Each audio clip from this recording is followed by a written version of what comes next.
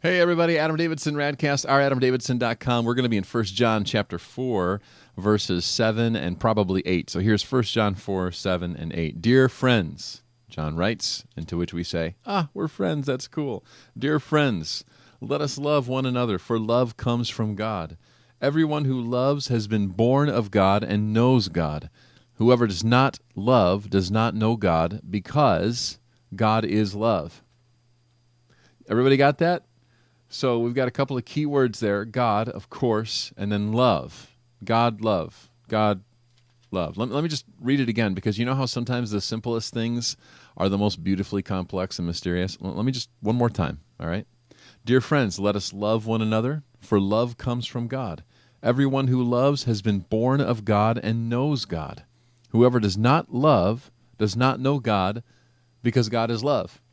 So John, this writer, is going back and forth, in a good way, this symbiotic relationship between God and love, and he ultimately lands on we must love, because in loving we know God, and in knowing God we know love, because God is love.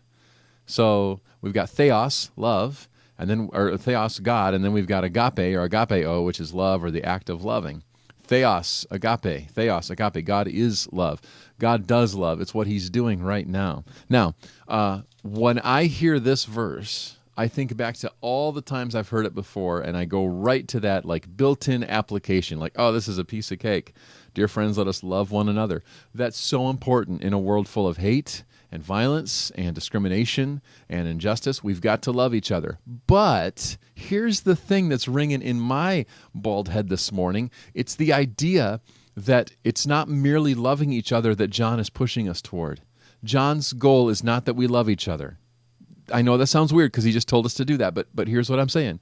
He says, let us love one another, for love comes from God, and everyone who loves has been born of God and knows God. So you might actually say that John's ultimate momentum behind this is that we would know God, which is so much more important than the morality of just loving each other. Like, that's important. We've got to do that.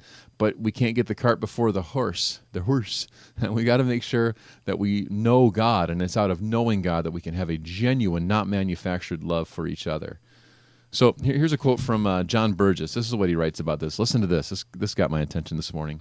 He says, quote, love is not adequately defined by human conceptions of what provides for a good order.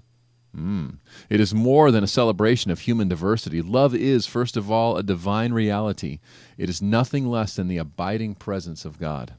So yes, go and love each other, but my goodness, let it come from a relationship with God, because that's where the true love is, because God is love.